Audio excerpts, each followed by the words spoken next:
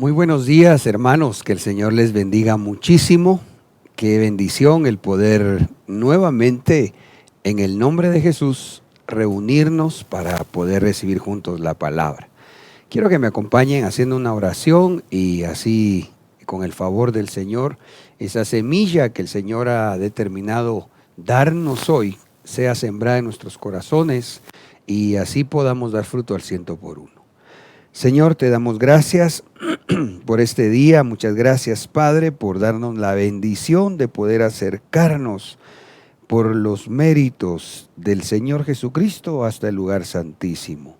Venimos rogándote, Señor, que hables a nuestros corazones, pidiéndote, amado Padre, que venga un espíritu de revelación sobre nosotros, que seamos, Señor, esa buena tierra que dé fruto al 100 por 1, para que tú seas glorificado, para que tú seas exaltado. Por favor, Señor, usa mi vida en el precioso nombre de Cristo Jesús. Hoy te lo venimos suplicando con acción de gracias, Señor. Amén y amén. Bien, quiero contarles que pues puso el Señor en mi corazón que continuemos en esta oportunidad con el tema acerca del chal de la novia.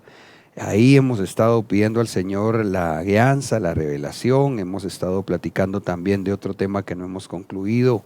Recordarán acerca de la batalla por la frente.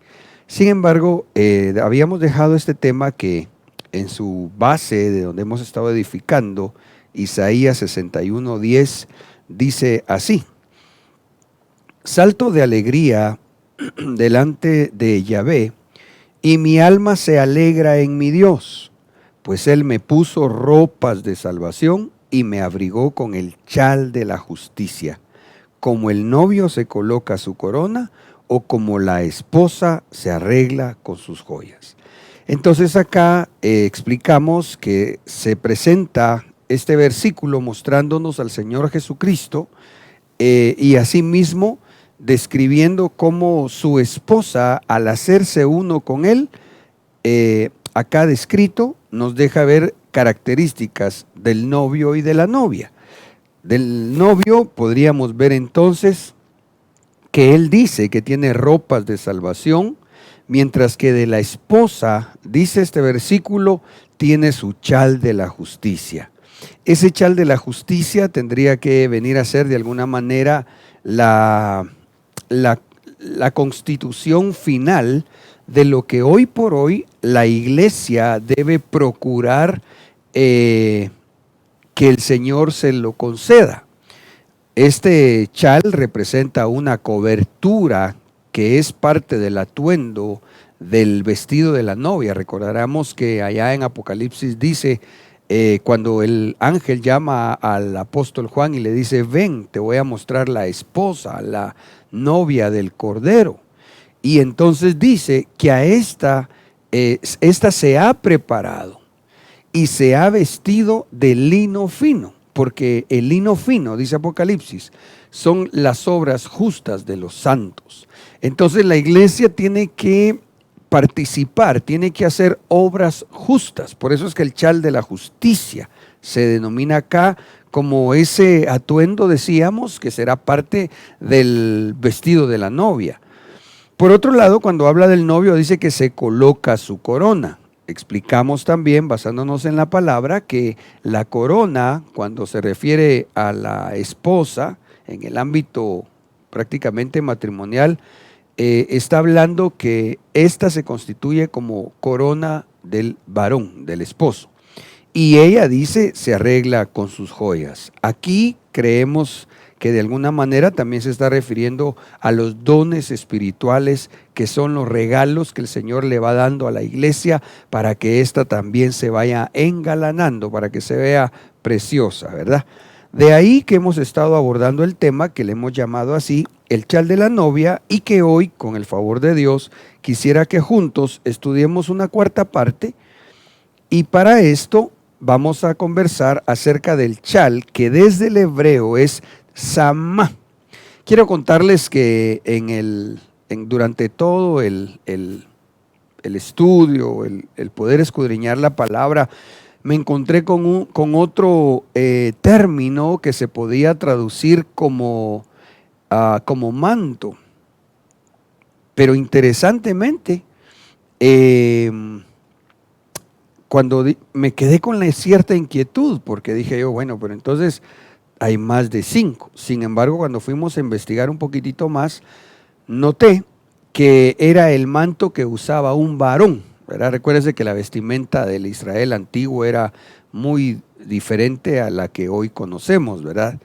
De tal forma que, considerando estas raíces hebreas, y especialmente por lo que cada una nos ha permitido ver, por la gracia y la misericordia del Espíritu Santo, hemos discernido que representa esa administración de los 5 ministerios, de los cuales hemos hablado ya, de 3 unciones que la iglesia debe procurar se le concedan, debe buscarlas, debe recibirlas, ¿verdad?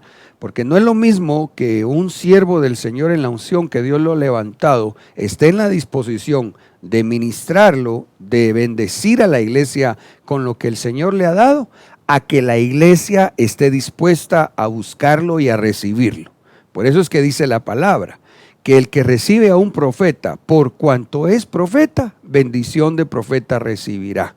Pero que recibe a un justo, porque es justo, bendición de justo. Diciéndonos la Escritura, si nosotros creemos según lo que enseña la palabra y así nosotros lo asimilemos, tendremos en este ejemplo 2 bendiciones. El que reconoce el ministerio profético funcionando actualmente, bendición de profeta va a recibir. Pero el que dice, pues no, yo digo que ya no hay profetas, que ya no hay apóstoles. Bueno, dice el Señor, como de todas formas busca bendición, Dios se la va a dar. Pero hay una diferencia entre la bendición que se recibe de un justo y la bendición que recibe de un ministro primario.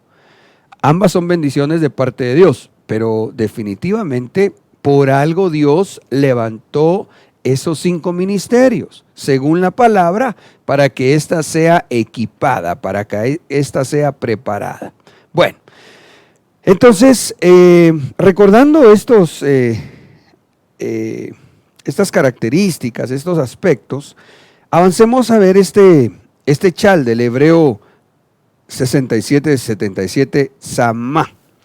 Y es que ahí en Cantares 5:7, perdón, aquí creo que duplicamos, lo confirmamos en casita, pero, ha de ser Cantares 4:1, perdón, que puse 2 versículos ahí juntos.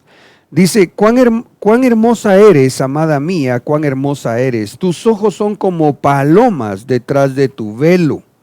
Esa palabra velo es samá. Tu cabellera como rebaño de cabras que descienden del monte de Galaad. Entonces acá necesitamos considerar varias cosas que se describen como esa iglesia que él la mira hermosa. Oh, hermosa eres, le dice el Señor, ¿verdad? Le dice 2 veces, le dice hermosa. Me parecería hablándole a su corazón para que pueda ella avanzar a que se vea hermosa en su espíritu, pero también en su alma. Por eso le dice, hermosa eres, amada mía, hermosa eres. En tu espíritu es la obra, la hice cuando me aceptaste, estoy parafraseando, ¿verdad? Pero te quiero también decir hermosa en tu alma. Esa obra que el Espíritu Santo hace en la iglesia, en su amada, para que se vea hermosa. Pero entonces le empieza a explicar cómo es importante este chal samá, este que aparece acá en esta versión anotado como velo, porque le dice él, tus ojos son como palomas detrás de tu velo. Mire, es más o menos como que estuviera así la iglesia, ¿verdad? Como que aquí esta fuera la iglesia y entonces ella tiene un velo con ojos cubiertos, pero estos ojos son ojos como de palomas. Y aquí ya es importante que vayamos a la palabra y le preguntemos al Señor, ¿por qué hace la analogía a Dios de esos ojos como palomas? Ya lo vamos a ver en un momentito. Aquí esta palabra le comentaba que desde el hebreo es samá, que significa sujetar a. Eso fue lo que me dejó muy impresionado. Es un velo donde se le está prácticamente diciendo a la iglesia que sus ojos, su mirada, su visión debe ser como de palomas, pero que esto tiene que estar sujetado a, sujeto a. En otras palabras, vas a hacer una labor, si quieres se lo anticipo, una labor evangelística. Pero tienes que aprender a que esa visión evangelística tiene que estar sujeto o sujeta a un manto ministerial. Y le sigue diciendo, tu cabellera, hemos explicado muchas veces que en gran manera los cabellos representan los pensamientos como rebaño de cabras. Mire cómo le dice claro a la iglesia, ¿verdad? Como rebaño de cabras que descienden del monte Galaad. Esto tiene una riqueza impresionante, hermano, como toda la palabra. Entonces Dios le está diciendo, mira, vas a tener una iglesia, tú tienes que tener una visión evangelística, el hacer la obra, llevar las buenas nuevas, pero esto sujeto a, es decir, en el orden que yo establezco, hablando Dios, ¿verdad? De tal forma que tus pensamientos, que a veces son como cabritas, es decir, que a veces como que quieren hacer lo que es su voluntad, tienes que descender, tienes que hacer que eso descienda. Ya vamos a ver qué significa eso, que descienden del monte de Galaad. Muy bien, ahora, ¿por qué le digo que es una iglesia evangelística? Porque cuando vemos que el Señor le dice, tus ojos son como palomas, nos damos cuenta, según el Salmo 68, 11 y 13, que el Señor está hablando precisamente de una obra evangelizadora. Leamos. El Señor ha emitido la palabra y millares de mensajeras, dice esta versión, millares de mensajeras la proclaman. Cuando os acostáis en los apriscos, sois como paloma, como alas de paloma cubiertas de plata. La plata es figura de redención y sus plumas de oro resplandeciente. El oro es figura de santidad. Pero como lo hemos compartido, entonces dice que en Cantares, esta iglesia que tiene una visión como palomas detrás de un velo, sujeto a una cobertura ministerial. Y cuando vemos el Salmo 68, 13 puntualmente dice que esas mensajeras tienen alas como de paloma que llevan un mensaje de redención. Iglesia, tú que te estás preparando para la boda con tu amado, no puedes dejar de hacer una obra evangelizadora. En algunos casos, o muchos quizás, no evangelizan. Porque como hacer la obra de evangelización requiere disponer primeramente el corazón. Buscar un equipamiento para no ir a hablar cosas vanas, terrenales, ni primeramente o solamente con buenas intenciones. Porque si no, a la hora de trasladar el mensaje se correrían varios riesgos. Por ejemplo, ¿qué tal si cuando se va a evangelizar a una persona le resulta un testigo de Jehová? Que generalmente ellos son muy, muy fuertemente preparados en versículos bíblicos, pero lamentablemente con una doctrina errada, incluso aunque la Biblia que ellos manejan, que la trastocaron, tiene algunas situaciones muy interesantes cuando se apegan al original, tiene otras como cuando dice cuando deja ver en esa versión que Jesús no es Dios. Y entonces, cuando la iglesia no es equipada para ir a hacer la evangelización, puede encontrarse con un espíritu de confusión como el que se mueve en esta religión. Y entonces aquel que es nacido de nuevo puede confundirse y eso es peligroso.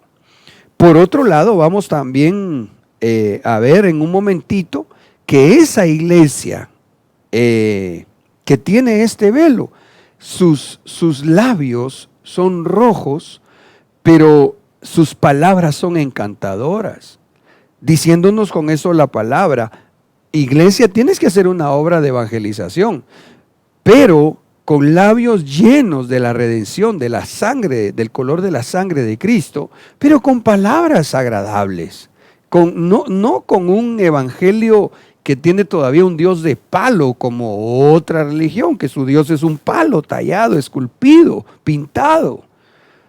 Pero lastimosamente ahí, dentro de, perdón hermano, no pretendo, como diría mi apóstol, molestar a una religión, sino que a todas, ¿verdad?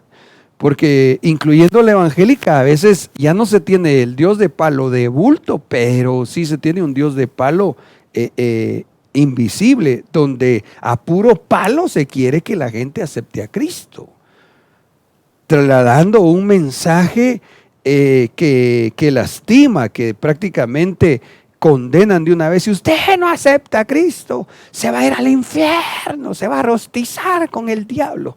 No, el mensaje de la evangelización del Señor Jesucristo es un mensaje lleno de amor, de misericordia. Por eso necesita la iglesia cubrirse, ser equipada para luego ser enviada a hacer la obra en el orden de Dios. Ok. Dice la versión textual en su segunda edición, en el verso del Salmo 68:11, de las evangelizadoras. Ellos de una vez, hermano, lo anotaron muy, muy interesante de esa forma, ¿verdad? Lo que en el verso 11, en otras versiones dice: y millares de mensajeras la proclaman. Ellos anotaron excelentemente ahí: de las evangelizadoras hay gran multitud. Entonces, de una vez nos dejan ver estos hermanos de la versión textual, evangelizadoras asociado con mensajeras que prácticamente son palomas, ¿verdad? Ahora, vamos a ir avanzando un poquitito más de aquí. Entonces, que esta vendría a ser, o este vendría a ser el chal evangelístico. ¿Cómo entonces hace la iglesia para para procurar que se le conceda ese chal de la justicia? Necesita cubrirse bajo una unción evangelística. Cantares 4:1 nuevamente decía: tus ojos son como palomas detrás de tu velo, tu cabellera como rebaño de cabras que descienden del monte Galaad. Qué interesante que acá habla del monte Galaad, que vamos a ver en un momentito con los textos lo que representa, pero sigo leyendo en este momento. Verso 3, tus labios son rojos como hilos de escarlata y encantadoras tus palabras. Note entonces acá el versículo bíblico donde dice que ella tiene sus labios rojos, que representa la sangre de Cristo. Tiene en su hablar un mensaje de evangelización.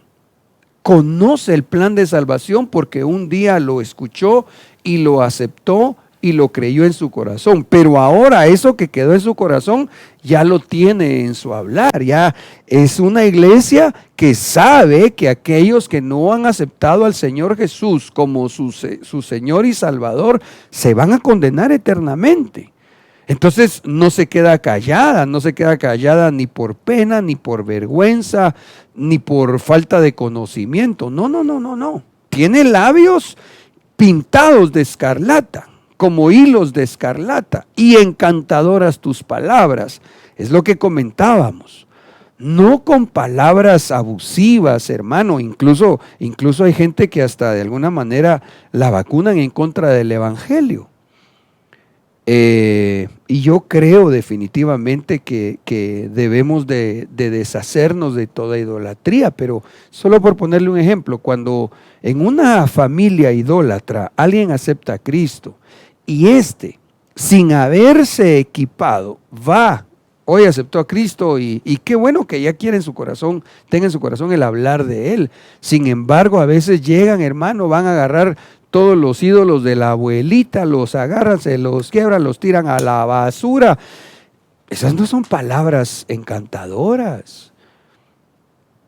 Máxime cuando las personas han vivido por mucho tiempo en una religión, hermano, hay que esperar a que sea Dios el que haga en su corazón la obra redentora y un cambio de mente, porque si no, solo se va a golpear esa alma y a veces, como le decía, se les vacuna en contra del evangelio. Tus mejillas, hablando de la iglesia evangelística, son 2 gajos de granada escondidos tras tu velo. Entonces, vea cómo la describe el Señor. Una visión evangelística, cubierta, detrás del velo tus ojos como de paloma, pero ahora sus labios llenos de un hablar del plan de salvación, y sus mejillas, su rostro deja ver mucha semilla, porque recordará usted las granadas, ¿verdad? Cuando usted parte una granada y esa fruta tiene un montón de semillitas. Entonces está hablando de una iglesia que tiene palabra. Recuerde que la semilla representa varias cosas. Y en este momento me quiero enfocar especialmente a esa palabra de Dios, pero evangelística, porque estamos viendo en el contexto a una iglesia que habla del plan de salvación. Tus mejillas son 2 gajos de granada escondidos tras tu velo. Ahora, si asociamos entonces esa semilla que es la palabra que se tiene que sembrar en el corazón de las personas, y nos vamos al Salmo 126:6, aquí hay algo que la iglesia debe tomar conciencia, porque dice cómo se siembra esta preciosa semilla. Dice, irá andando y llorando el que lleva la preciosa semilla. Ahí es donde hay una parte de la iglesia que ya no le gusta este chal. Porque, amados, para poder sembrar la semilla de la evangelización, en algún momento habrá que tener algunas lágrimas literales o solo en figura espiritual, pero que representa un sacrificio.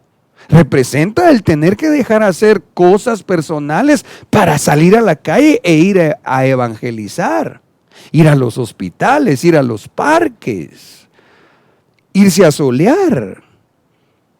No nos confundamos con un aparente evangelio donde las personas, hermano, buscan a veces el ir a pasear. Dice, a mí Dios me llamó a las naciones y ya se quieren ir a evangelizar fuera de nuestra Guatemala. Pues yo no digo que eso no pueda ser, claro que sí, pero ¿acaso no dice la palabra que primero Jerusalén, después Judea, después Samaria y después lo último de la tierra?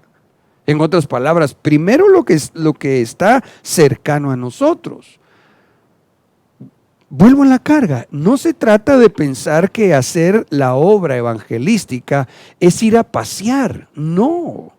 Gloria a Dios que en medio del desarrollo de la obra, Dios nos bendice. Y a veces cuando este privilegio, hermano amado, Dios lo permite, teniendo una como pista de aterrizaje, digamos, ¿verdad? Donde uno va a otra casa espiritual del Señor, ¿verdad? A otra congregación, y los hermanos generalmente tan amorosos lo reciben a uno con comida y especial, y según sus posibilidades y corazón también lo atienden de la mejor forma. Eso está re bien, pero hacer esa obra evangelística por querer disfrutar de esos beneficios es un grave error. No es así como Dios lo enseña. Yo no le estoy hablando de un evangelio de miseria, no le estoy hablando de un evangelio masoquista. No, hermano, de ninguna manera. Eso también es irse a un extremo que está equivocado. Un evangelio realmente como el del Señor Jesucristo es ir andando, sabiendo que en algún momento habrá que llorar para sembrar la preciosa semilla, donde habrá que darse a uno mismo, como lo dijo el apóstol Pablo, dar de lo que uno tiene Y dice él, aunque amándoos más, seamos allá amados menos. Irá andando y llorando el que lleva la preciosa semilla, pero al volver vendrá con regocijo trayendo sus gavillas. En otras palabras, lo que tú siembres en el nombre del Señor Jesucristo, con tal de hacer la obra evangelística, vas a ver una preciosa cosecha en el tiempo de Dios. Y esta traerá también bendición abundante sobre tu vida en el nombre de Cristo Jesús. Entonces, la iglesia que se hace de este Chal Tzamá es una iglesia, hermano, que definitivamente trabaja en la obra de Dios. Así, hermano, si yo hago la obra, yo no necesito por qué estarme metiendo en algún departamento y menos que me estén enseñando ahí sus módulos de la escuela de evangelismo. Entonces, ¿cómo va a ponerse el chal? Si el chal, literalmente dice sujeto a. Es que esto es en el orden de Dios, mis hermanos. La iglesia, incluso recuérdese usted que el Señor les va a decir a algunos, apartaos de mí. Estoy haciendo referencia a aquel momento donde el Señor le dirá que a la derecha pondrá sus ovejas y a la izquierda las cabras. Pero le van a reclamar y le van a decir, Señor, pero si en tu nombre echamos fuera demonios, en tu nombre sanamos enfermos, en tu nombre profetizamos. Yo no os conocí, les va a decir el Señor. Y eso que habían hecho una obra evangelística que incluye la liberación de demonios. Habían profetizado, quiere decir que habían recibido una unción profética, valga la redundancia. Habían sanado enfermos en el nombre del Señor. Porque mire, hermano, si eso fuera la garantía de galardón, de salvación, diagonal galardón, entonces Judas no se hubiera condenado porque él era apóstol, un ministerio primario, pero se desvió. Entonces, y estos que le menciono, son hermanos que sí quieren hacer la obra, pero como ellos dicen que piensan que está bien hacerla. Y el Señor les dice, no, nunca los conocí. Ahí entonces, ¿por qué hicieron milagros? Entonces, ¿por qué sanaron enfermos? ¿Por qué liberaron demonios? ¿Cómo es que profetizaron? Es que le vuelvo a decir, Dios puede que en un momento dé un don, pero para nosotros lo más importante, aunque lo otro es tan importante también, pero lo más importante es cuidar nuestra salvación porque somos hijos de Dios. Mire, esto es más o menos también como cuando usted mira en la Biblia que aquella burriquita de Balaam habló con un mensaje de Dios, pero siguió siendo burra, aunque dio un mensaje para aquel profeta caído. Sí, la hizo hablar Dios, le dio un mensaje, pero dígame usted si era hija de Dios. No, se le activó en un momento un don espiritual, tal vez no un don espiritual, pero sí una manifestación espiritual. ¿A qué voy con esto, hermano? Que la iglesia que está trabajando en ese chal es una iglesia, en este caso Chal Sanma, es una iglesia que hace la obra del Señor, en este caso evangelística, pero con un orden, con un equipamiento, con una enseñanza. Avancemos un poquito más. Dice nuevamente el libro del Cantar de los Cantares 4 y versículo 1, tus ojos son como palomas detrás de tu velo, tu cabellera como rebaño de cabras que descienden del monte Galaad. Esto para mí fue algo tan precioso, tan especial, porque dice que las cabritas, note aquí por favor, recordándonos que los cabellos, la cabellera, es decir, los cabellos de la cabeza, los asocia como un rebaño de cabras que descienden del monte Galaad. Mire, lo que le está diciendo el Señor a la iglesia es: mira, iglesia preciosa, yo te quiero, yo te veo hermosa, te quiero ver doblemente hermosa. Te quiero ver hermosa en tu espíritu, pero te quiero ver hermosa en tu alma. En el alma tienes tus pensamientos, que a veces son como cabritas, poquito caprichudita a veces. A veces querés irte por el camino que yo no te estoy diciendo. Pero ¿sabes qué? Te voy a dar una clave: desciende. Desciende del monte Galaad. Y es impresionante cuando vamos a ver qué pasó en Galaad, que nos encontramos, por ejemplo, con la experiencia que tuvo Jacob. Entonces, ¿por qué es que el Señor le dice a la iglesia: tus cabellos como cabritas que descienden de Galaad? Es porque ahí en Galaad es donde uno toma la decisión de humillarse.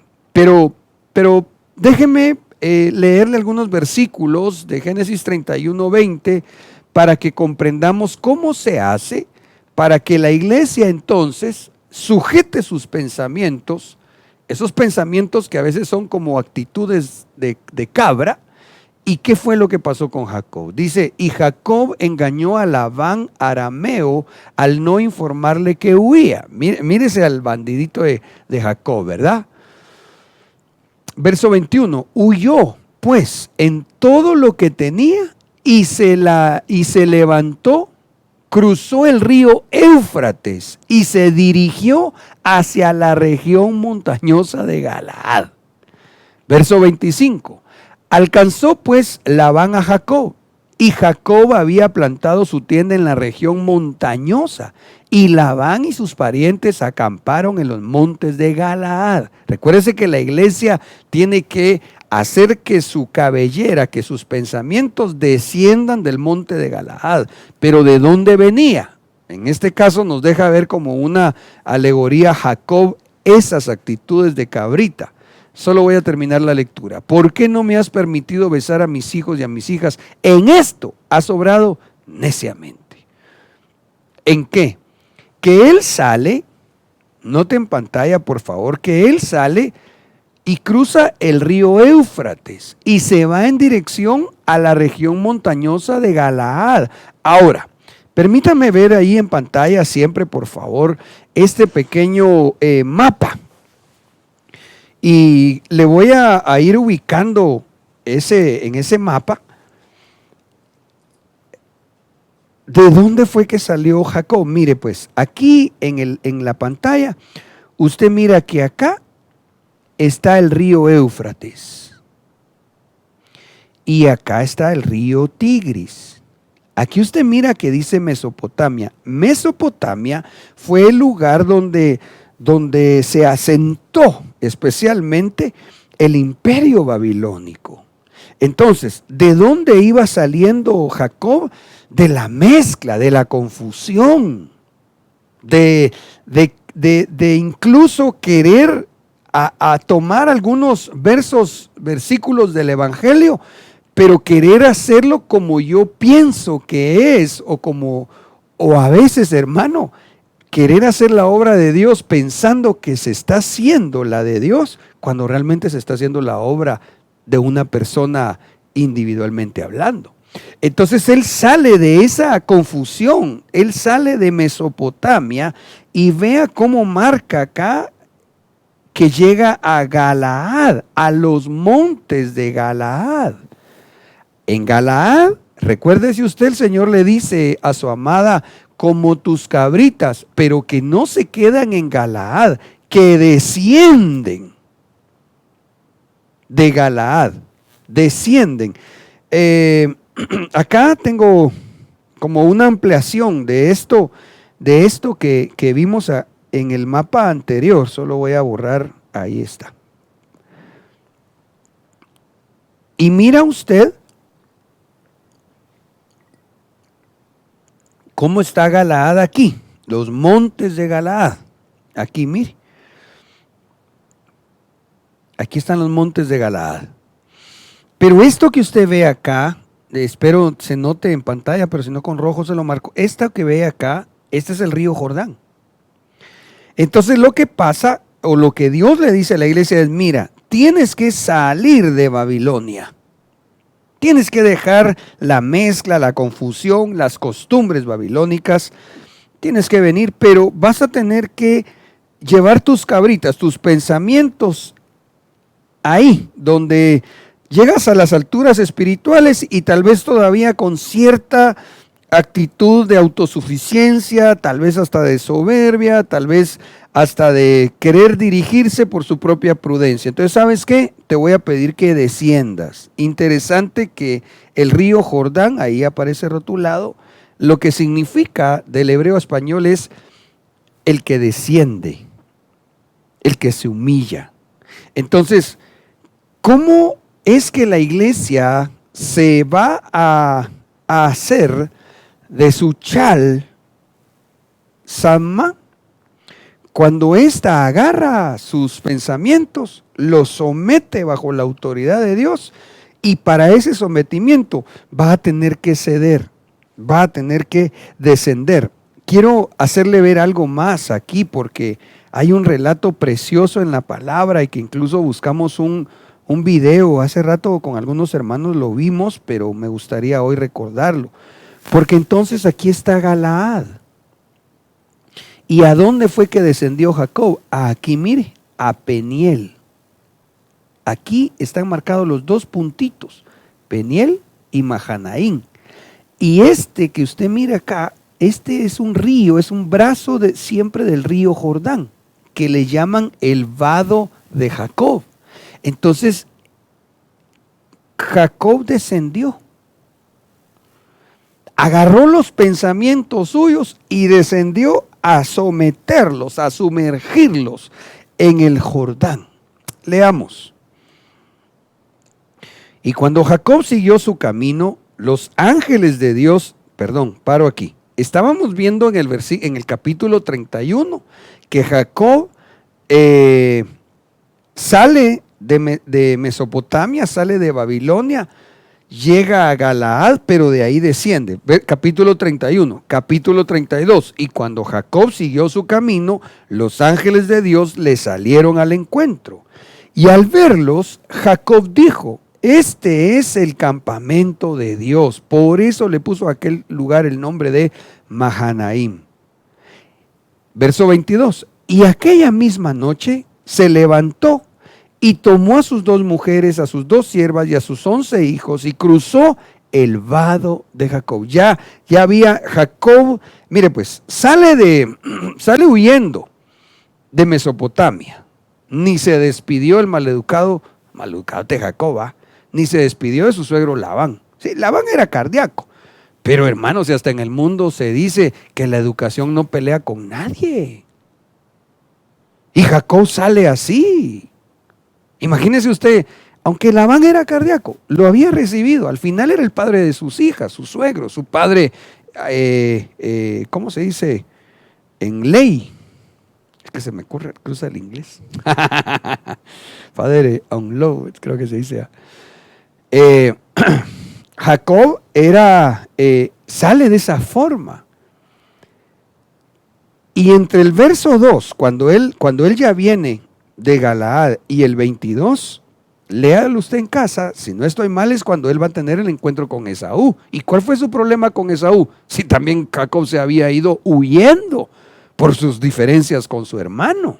Pero él entonces ya viene ya en un corazón trabajado por Dios, porque entonces él dice: yo ya no quiero seguir siendo un engañador, ya no quiero seguir siendo igual.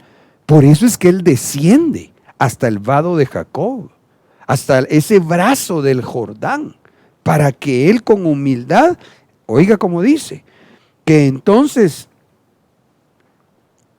bueno, dice, los tomó y los hizo pasar el arroyo, e hizo pasar también todo lo que tenía. ¿Qué era todo lo que tenía? Cuando usted revisa, él llevaba su rebaño de cabras también. Entonces él llevaba sus cabritas, aquellas que se describe de la iglesia en Cantares 4:1. Pero entonces aquí, sigamos leyendo la historia, Jacob se quedó solo y un hombre luchó contra él hasta rayar el alba. Y él le dijo: ¿cómo te llamas? Y él respondió: Jacob. Es que entre el verso 24 y el 27 Jacob pelea toda la noche y le dice al ángel: mira ángel, yo no te voy a soltar hasta que tú me bendigas. Ya no quiero ser igual. Me fui huyendo de Canaán hasta Babilonia. Ya andaba más confundido que saber ni qué. Salgo de allá y me vengo huyendo otra vez. Engañando a mi suegro, en lugar de decirle, mira suegro, muchas gracias, salgo corriendo como cual tal delincuente. No. Vengo acá y ahora sigo huyendo de Esaú. Venía y no, dice Jacob, no, ya no quiero ser el mismo. No, me voy a someter bajo la autoridad de Dios. Pero necesito pedirle a Dios que haga un cambio interno. Entonces, por eso es que el ángel le pregunta, ¿cómo te llamas? En otras palabras, ¿sabes cuál es tu naturaleza? ¿Sabes realmente, ya te diste cuenta tú cómo eres? Y entonces él le contesta, sí, ya sé cómo soy un jacobita, soy Jacob. Y el hombre dijo, ya no será tu nombre Jacob, sino Israel. ¡Aleluya! Por eso la humillación, hermano.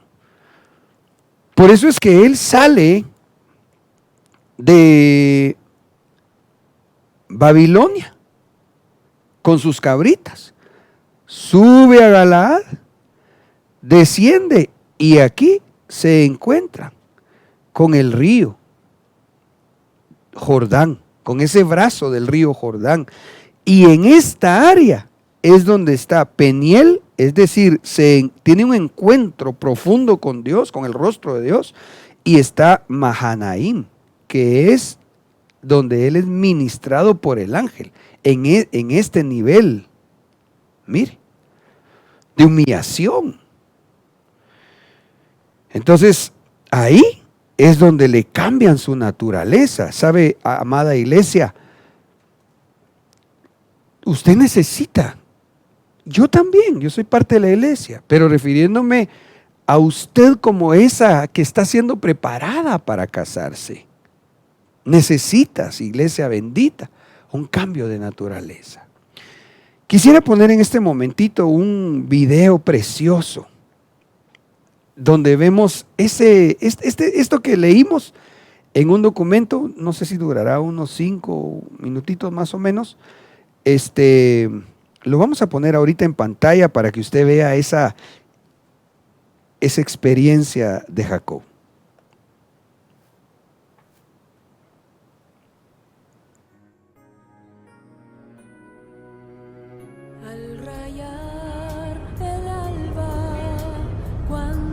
¿Quién eres tú? ¡Espera!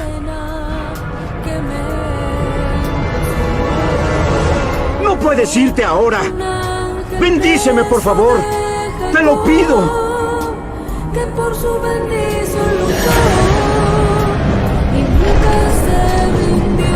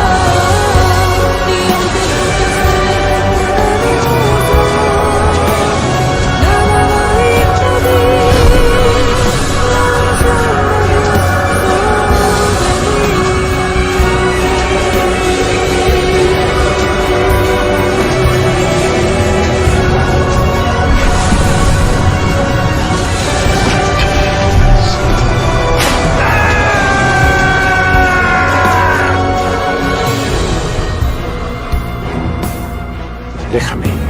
Ya es de día. No te voy a dejar ir mientras no me bendigas. ¿Cuál es tu nombre? Jacob.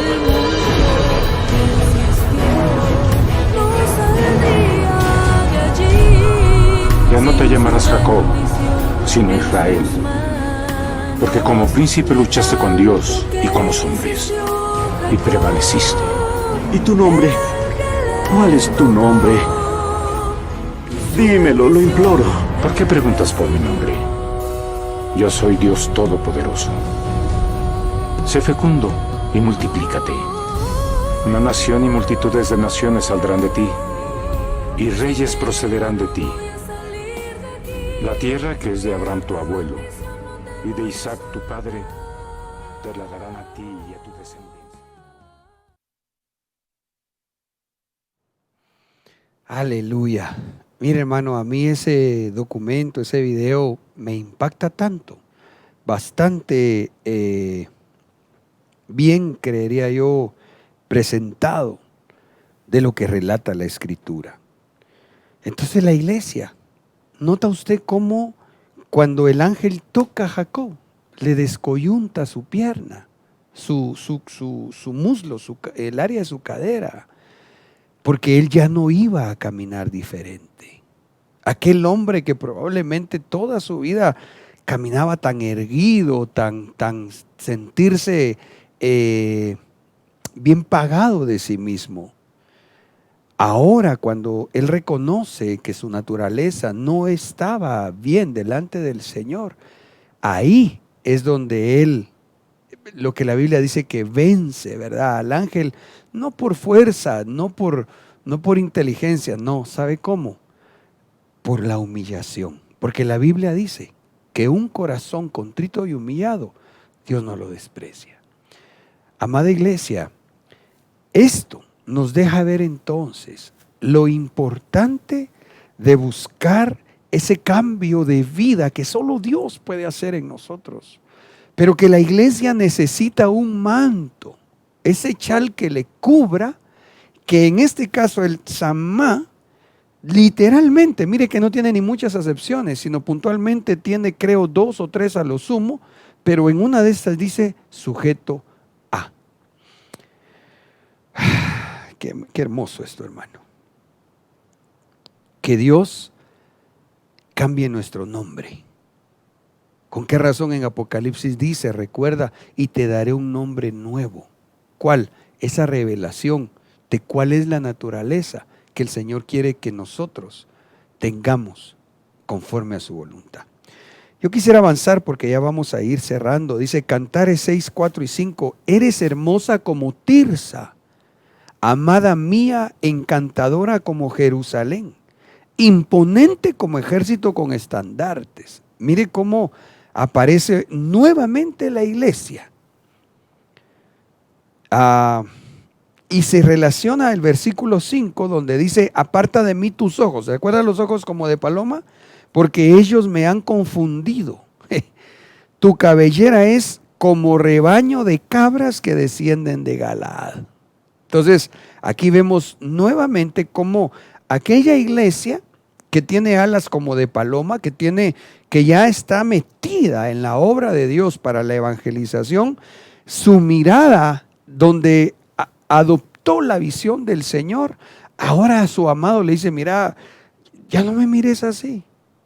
Ya vi que aunque tienes pensamientos a veces como de cabrita, esa tu mirada que adoptaste de mi visión, eso que tú miras, que quieres realmente trasladar mi mensaje de salvación, aunque a veces todavía te salen esos pensamientos, aún así estoy enamorado de ti. ¿Por qué? Porque en tu corazón anhelas llevar ese mensaje de misericordia. Lo impresionante es que en esa descripción de la iglesia le sigue diciendo, tus dientes son como rebaño de ovejas que suben del lavadero. Aquí ya no dice unos dientes como rebaño de cabras, no, dientes como rebaño de ovejas que suben del lavadero. ¿Sabe por qué del lavadero? Porque se lavó su forma de hablar. Ahora sus dientes asimilaron la doctrina y por eso va a hablar diferente. Va a hablar como es digno de uno que es cristiano. Todas tienen mellizas y ninguna de ellas ha perdido su cría. Entonces quiere decir que se volvió fructífera porque evangeliza, pero no solo da el mensaje de salvación, deja que aquel que aceptó a Cristo, bueno, ahí donde Dios lo lleve. No, cuida a aquella cría. Le dice, mire, si en algo podemos servirle, ¿por qué no me permite tomar su nombre y teléfono? Estaremos orando. Esta información se lleva a otra área de la iglesia donde se le da seguimiento al recién convertido para que aquel que aceptó a Cristo por la guianza del Espíritu Santo, y si es la voluntad del Señor que podamos ayudar u orientarle, entonces siga también como nosotros estamos encauzados en el camino de Dios. Tus mejillas son como mitades de granada detrás de tu velo. Qué interesante que aparece nuevamente ese rostro lleno de la semilla de vida, lleno de la palabra del evangelio, pero siempre detrás del velo. Ahora, hay algo aquí muy importante, aquí es donde quisiera ir cerrando. Eres hermosa como Tirsa. Aquí resalta el Señor esa característica que debe de tener la iglesia. ¿Y sabe por qué? Fíjese pues, hermosa como Tirsa, encantadora como Jerusalén, la iglesia, ¿verdad? Vamos a ver por qué Tirsa. Imponente como ejército con estandartes, haciendo la obra en orden. Ya no quiere hacer la obra desordenada, no, en orden. Pero entonces, cuando vamos a ver qué pasó con esta dama llamada Tirsa, allá en Números 27:1 en adelante describe qué fue lo que sucedió. Entonces las hijas de Zelofehad, hijo de Efer, hijo de Galaad, interesante que este era descendiente de Galaad, mire, el monte aquel, Galaad, fue porque se lo dieron al que llevaba ese nombre. Hijo de Maquir, hijo de Manasés, de las familias de Manasés, hijo de José, se acercaron y estos eran los nombres de sus hijas: Maala, Noa, Ogla, Milca y Tirsa.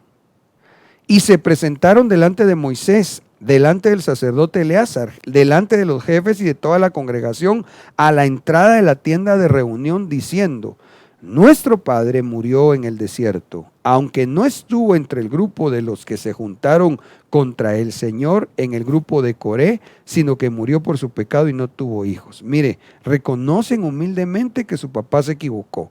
No fue como los bandidos de Coré, que se los tragó la tierra, pero sí pecó y por eso murió en el desierto. Pero ellas, lo que me llama la atención, y creo es por lo cual relaciona a la iglesia que se cubre con el velo tzadmá, y que todavía, y que somete sus pensamientos bajo una autoridad. ¿Sabe qué me llama la atención?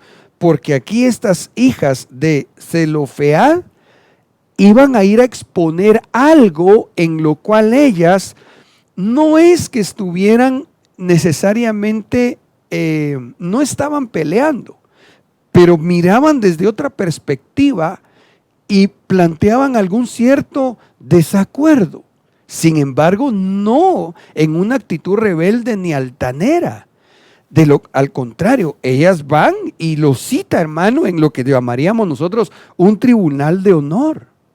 Pero en un buen espíritu, ellas van con Moisés, van con el sacerdote Eleazar, llaman a los jefes y a los ancianos de la congregación y van y exponen lo que ellas consideran, si Dios lo permitía, podía ser diferente en el trato para con ellas. Mire qué preciosa la palabra, cómo nos enseña que someten aquellos pensamientos bajo el manto ministerial, aunque en ese momento están exponiendo sus razones donde dicen: miren, nosotros no miramos que esto sea lo más justo. Estaba en la ley de Dios, hermano, qué tremendo. Es que mire cómo el Señor, hermano, es tan precioso y respeta nuestro pensamiento, que por supuesto se tiene que someter bajo su autoridad absolutamente. Sin embargo, mire lo que sucede. Verso 4. ¿Por qué ha de desaparecer el nombre de nuestro padre de entre su familia solo porque no tuvo hijo? Danos herencia entre los hermanos de nuestro padre.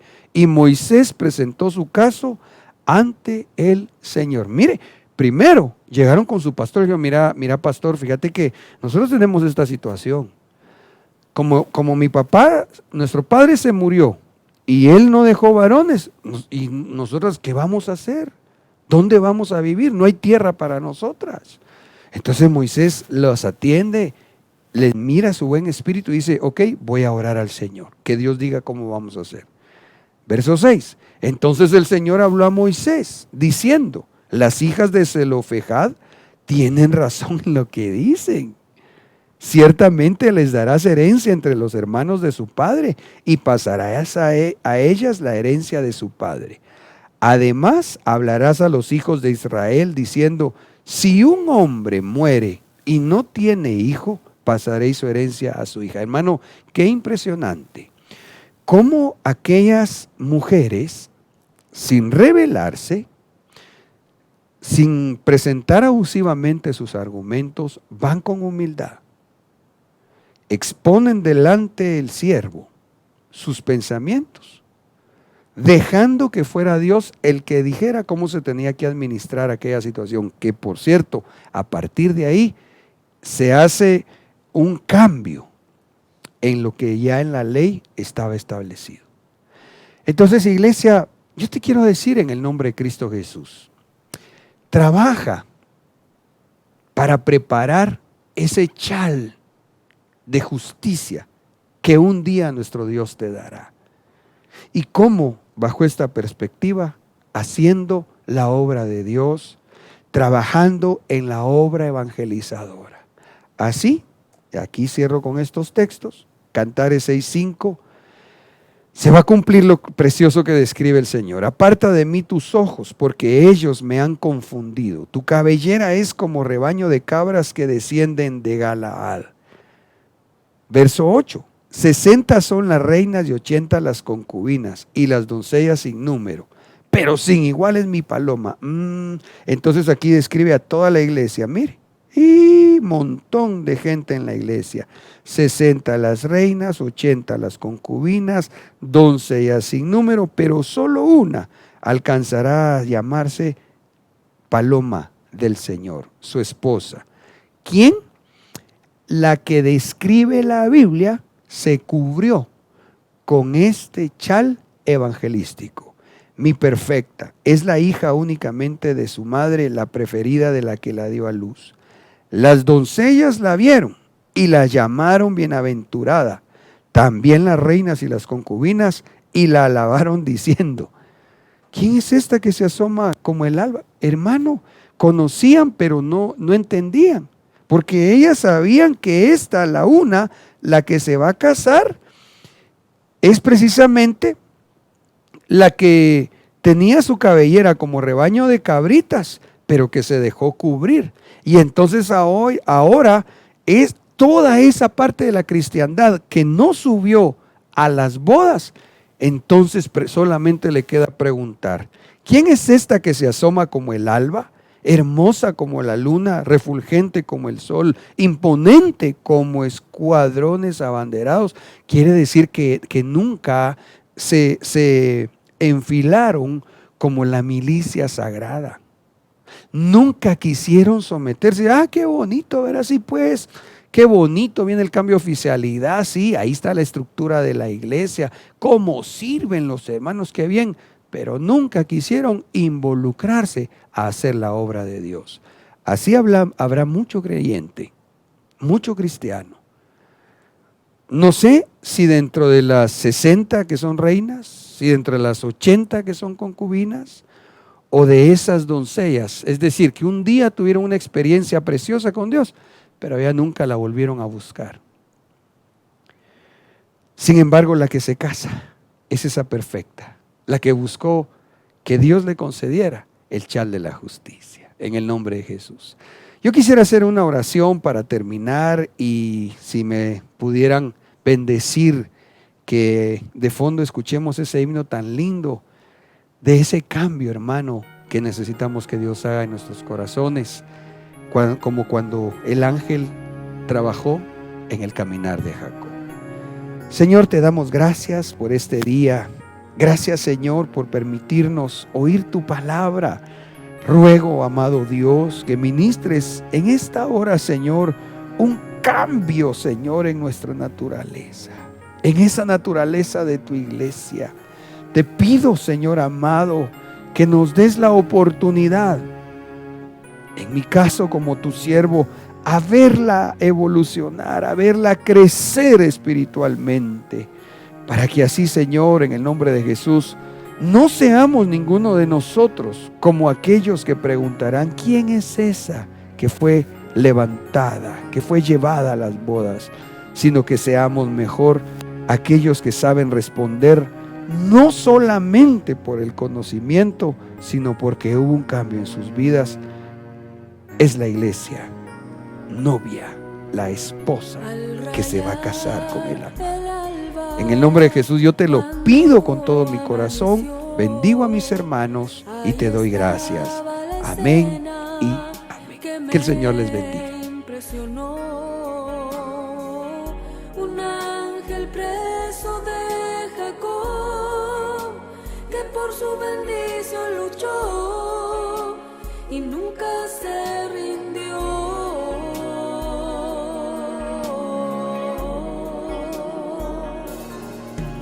No soltaba al ángel, él mucho insistió, no saldría de allí sin su bendición en sus manos.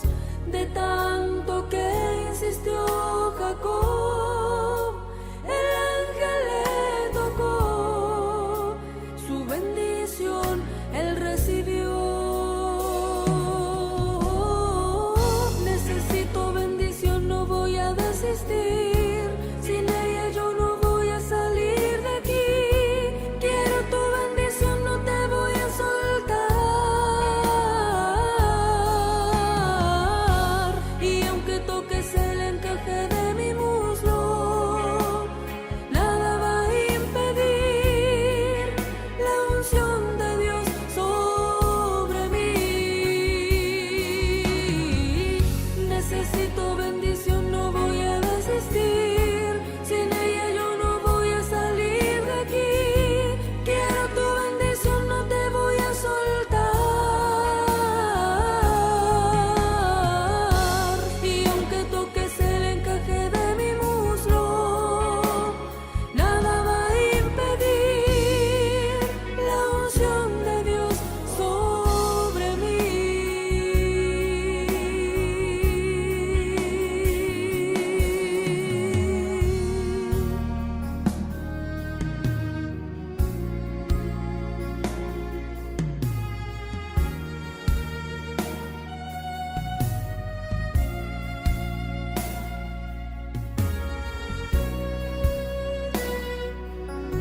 No soltaba al ángel, él mucho insistió, no saldría de allí sin su bendición en sus manos.